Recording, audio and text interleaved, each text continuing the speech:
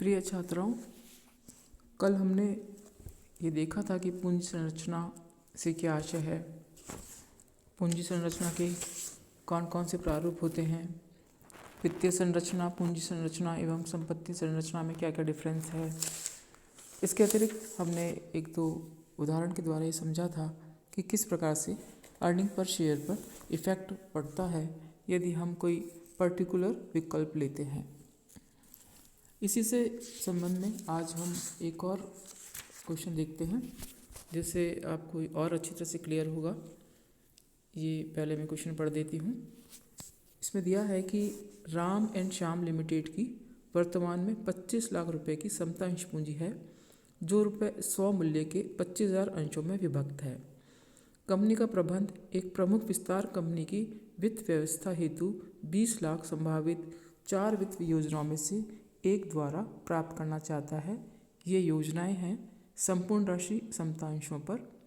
देखिए, इस तरह के जो क्वेश्चन आएंगे उसमें आपको ये बताया होगा कि वर्तमान में तो इसके पास कितनी पूंजी है। उसके बाद आपसे ये कहा जाएगा कि इतने मनी की और आवश्यकता है, इतने वित्त की और आवश्यकता है। और ये वित्त जैसे इसमें है 20 लाख रुपए, इसको प्राप्त करने के 4 तरीके हैं, जिसमें पहला तो है कि संपूर्ण राशि समतांशों से ले लें। दूसरा हमें ये दिया है कि 10 लाख समतांशों द्वारा और 10 लाख 8% ब्याज की दर पर दीर्घकालीन ऋणों से हम प्राप्त करें। तीसरा दिया हुआ है कि 5 लाख समतांशों से 10 लाख प्रतिवर्ष ब्याज की दर से दीर्घकालीन ऋणों से लें। और चौथा है कि 10 लाख समतांशों से और 10 लाख 5% लाभांश युक्त पूर्वाधिकार अंशों से। और हमें ये भी दिया होगा अर्निंग बिफोर इंटरेस्ट, ब्याज व कर से पूर्व की आय दी होगी, जो कि इस प्रश्न में है 8 लाख रुपए। प्रत्येक विकल्प में प्रति अंश अर्जन अर्निंग पर शेयर की गणना कीजिए और आप टैक्स की दर है 50% तथा इनके प्रभावों पर टिप्पणी कीजिए। तो ये हमें इस तरह का क्वेश्चन दिया होगा और फिर हमें ये टेबल बनानी होगी जिसमें हमें सारे अल्टरनेटिव्स लिखने होंगे कि ये अल्टरनेटिव यूज़ करते हैं तो कितना अर्निंग पर शेयर होगा, दूसरी स्थिति में कितना होगा, तीसरी स्थिति में कितना होगा, चौथी स्थिति में कितना होगा। तो हम देखते हैं ये जो अर्निंग पर शेयर है ये आपने रेशियो एनालिसिस में भी पढ़ा है और ये टर्म बार बार यूज़ होती है। तो देखिए हम किस प्रकार से अर्निंग पर शेयर निकालेंगे। तो सबसे पहले ये देखिए यहाँ पे दिया हुआ है इक्विटी शेयर कैपिटल। सबसे पहले लिखेंगे।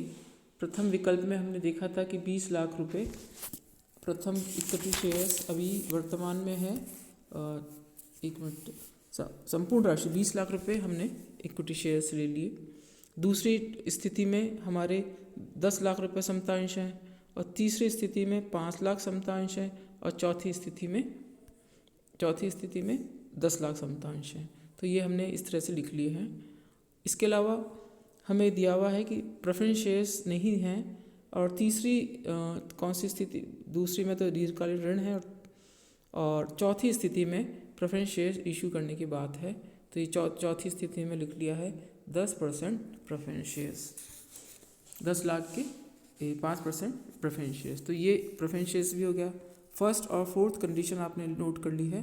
थर्ड में 10 लाख समतांश है वो हमने लिख लिया है। अब हम लिखेंगे 10 लाख 8% दीर्घकालीन ऋण। तो ये देखिए ये हमने लॉन्ग टर्म बोरिंग्स लिख दी है। दूसरा अल्टरनेटिव में 10 लाख और तीसरा अल्टरनेटिव में हम समतांश लिख ही चुके हैं, 10 लाख के दीर्घकालीन ऋण और लिखना है। तो तीसरी स्थिति में 5 लाख, ये गलत दिया हुआ है, 5 लाख के समतांश हैं और 15 लाख के, ये इंग्लिश में देखिएगा, इंग्लिश में 15 लाख है, 15 लाख के ये तीसरे में हमने लॉन्ग टर्म लोन्स या बोरिंग्स लिख दी हैं। तो अब ये देखिए टोटल फाइनेंसिंग हो गई है। इसमें पहले में 20 हो गई, दूसरे में भी 20, तीसरे में 20 और चौथे में भी 20। इस प्रकार से हमने ये लिख लिया है चारों कंडीशन में 20 20 20। अब हम निकालते हैं। देखिए total earning before interest and tax दे रखा है हमें 8 लाख चारों स्थिति में। सबसे पहली स्थिति में हम 8 लाख सारे में लिख देंगे। अब नेक्स्ट देखिए, सबसे पहले हम क्या करते हैं, आपको मालूम है कि सबसे पहले हम देते हैं डिबेंचर्स पे इंटरेस्ट देंगे। तो पहली कंडीशन में तो इंटरेस्ट है नहीं, तो हम दूसरी और तीसरी कंडीशन में इंटरेस्ट देंगे। तो दूसरी कंडीशन में कितना इंटरेस्ट आएगा ये हमें दिया हुआ है। दूसरी कंडीशन में 10 लाख पे 8% की दर से, तो ये लिख दिया है हमने 10 लाख पे 8% की दर से 80,000, तो ये 80,000 लिख दिया है। थर्ड कंडीशन में है 15 लाख पे 9% की दर से, तो ये कितना हो गया 1,35,000, तो 1.35 हमने ये इंटरेस्ट लिख दिया है। चौथी कंडीशन में भी इंटरेस्ट नहीं है, पहली और थर्ड कंडीशन, फोर्थ कंडीशन में इंटरेस्ट नहीं है, और सेकंड और थर्ड में हमने इंटरेस्ट लिख दिया है।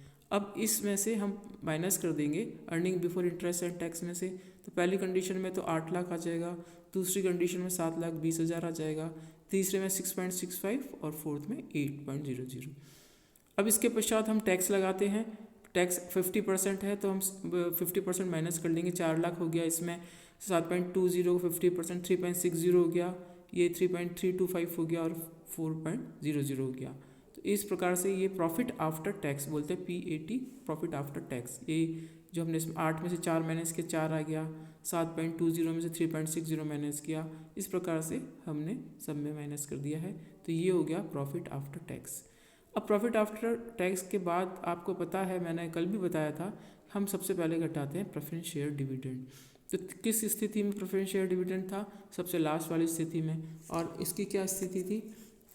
5% प्रेफरेंस शेयर डिविडेंड देना था 10 लाख पर, तो ये 50,000 या 0.50 लिखा है, लैक्स में डेटा दिए हुए हैं, तो ये हमने यहाँ पे प्रेफरेंस शेयर।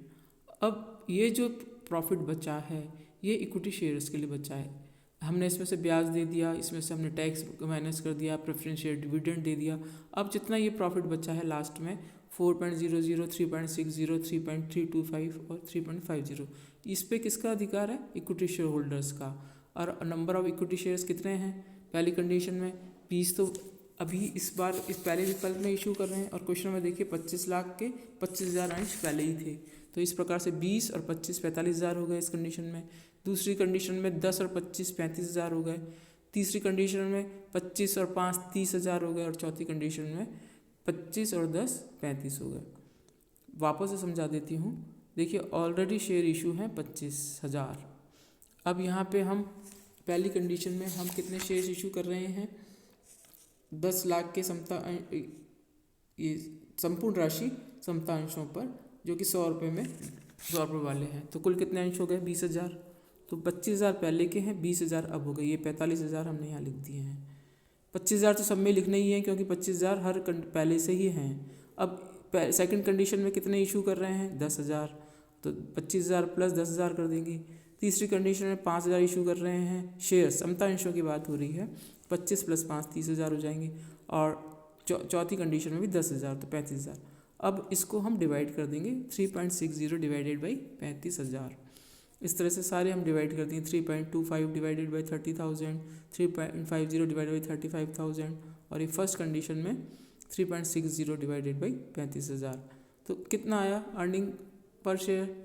ये देखिए पहली कंडीशन में आता है 8.89, दूसरी कंडीशन में आता है 10.29, तीसरे में 11.08 और चौथी कंडीशन में 10.00। तो इसका मतलब कौन सा विकल्प सबसे श्रेष्ठ रहा? थर्ड विकल्प सबसे सर्वश्रेष्ठ रहा। क्योंकि इसके अंदर क्यों सबसे अच्छा माना जाएगा? क्योंकि इसके अंदर प्रति अंश आय 11.08 है, जो कि सबसे ऊंची है। अतः कंपनी का विस्तार किस प्रकार से करना चाहिए? 5 लाख तो साधारण अंशों से, और 15 लाख 9% ब्याज पर दीर्घकालीन ऋणों से करना चाहिए। ये देखिए नीचे नोट दिया हुआ है, इस प्रकार से करना चाहिए। तो ये हम देखेंगे, इस तरह के क्वेश्चन हमें दिए होंगे, हम इसको इस प्रकार से ही करना है हमें। आपको अल्टरनेटिव्स दिए होंगे, कितने बहुत सिंपल क्वेश्चन होता है, लेकिन ध्यान रखना होता है कि किसको पहले माइनस करना है, किसको बाद में माइनस करना है। अब देखिए ये एक पॉइंट है इसके अंदर, पॉइंट ऑफ इंडिफरेंस या तटस्थ बिंदु। ये तटस्थ बिंदु क्या होता है पहले मैं आपको समझा देती हूँ, इसके बाद फिर इसका एक क्वेश्चन देखेंगे। अभी हमने देखा कि ऊपर जितने भी एग्जाम्पल थे उसमें हमने देखा कि जब एक कंपनी को अपने विनियोगों पर ऋण पूंजी की लागत से अधिक आय प्राप्त होती है, तो ऋण पूंजी द्वारा वित्त प्रबंध करके समता अंशधारियों को प्रति अंश आय को अधिक करना संभव होता है। क्यों? क्योंकि अगर बहुत ज़्यादा आय होगी तो ब्याज केवल एक मिनिमम देना होगा, बाकी का जो जितना ही प्रॉफिट है वो समता अंशधारियों को या इक्विटी शेयर होल्डर्स को मिलता है।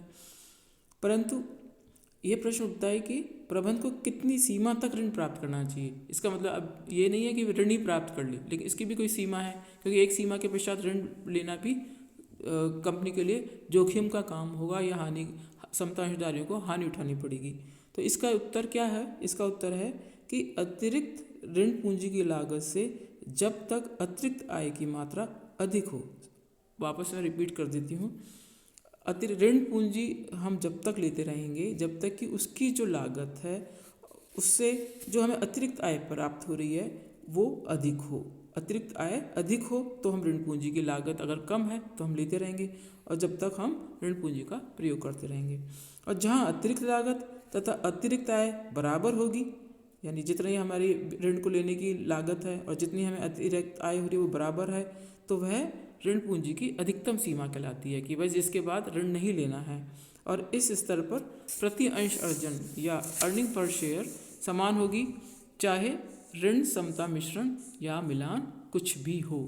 इसे ब्याज तथा कर पूर्व आय का तटस्थ बिंदु या पॉइंट ऑफ इंडिफरेंस कहते हैं। यानी जिस स्तर पर ये पॉइंट ऑफ इंडिफरेंस क्या है, जहाँ अतिरिक्त लागत तथा अतिरिक्त आय बराबर होती है, वहाँ वो ऋण पूंजी की अधिकतम सीमा होती है। और इस स्तर पर क्या होगा? इस स्तर पर क्या होता है? प्रति अंश अर्जन समान होती है, चाहे ऋण समता मिश्रण या मिलान कुछ भी हो। अतः यह वह बिंदु है जिस पर विनियोजित पूंजी की प्रत्याय दर ऋण पूंजी पर प्रत्याय ब्याज दर के समान होती है।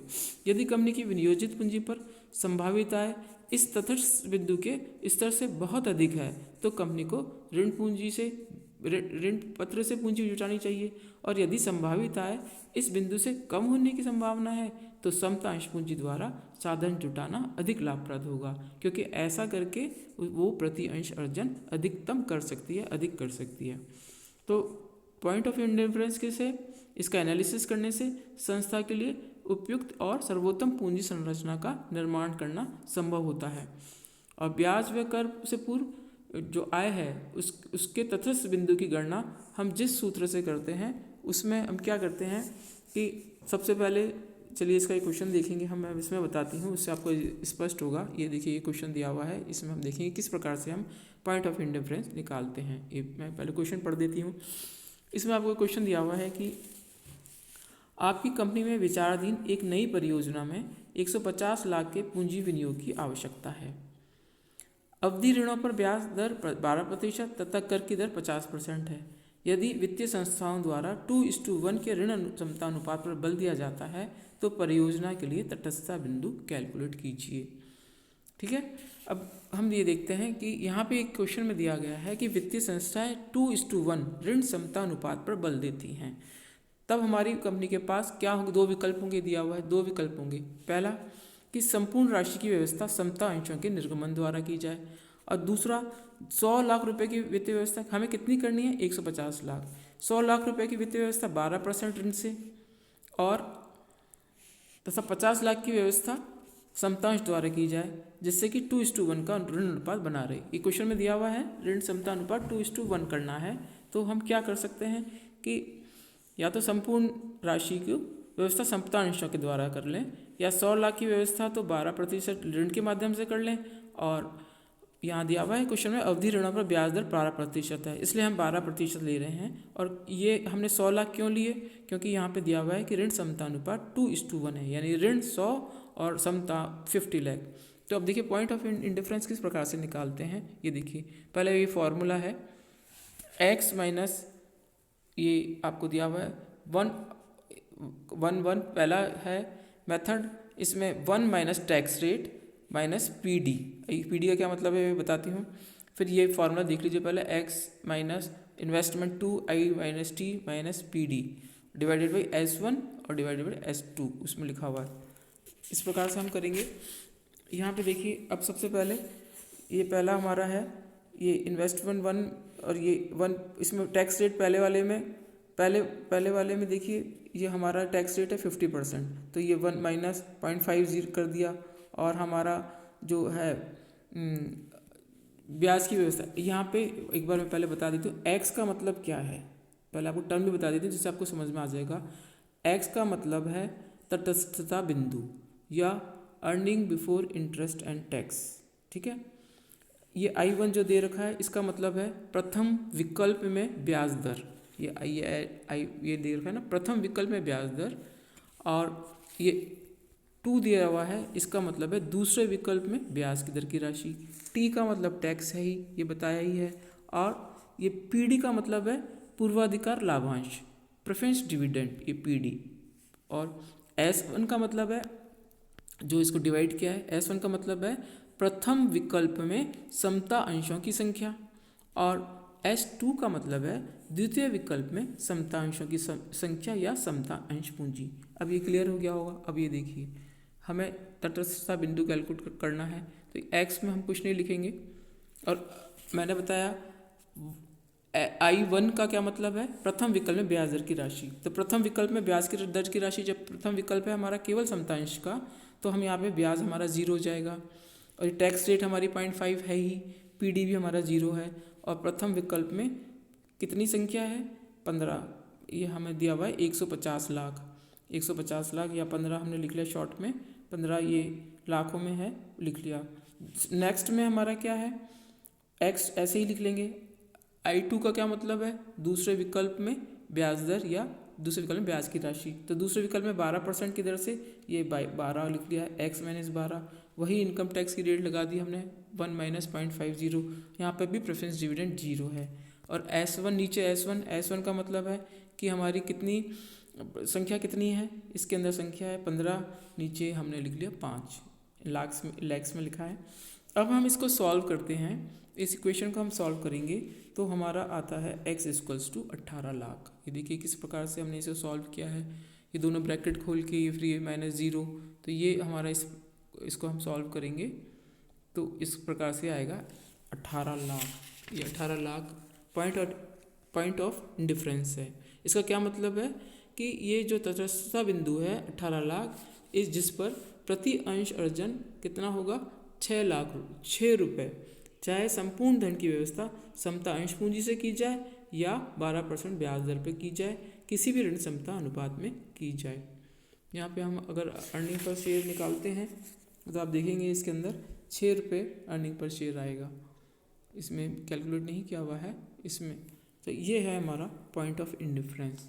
तो इस प्रकार से ये आप इसको क्वेश्चंस देखेंगे, इसमें कुछ बात आपको समझ में नहीं आए तो आप मुझसे पूछिएगा। Thank you students.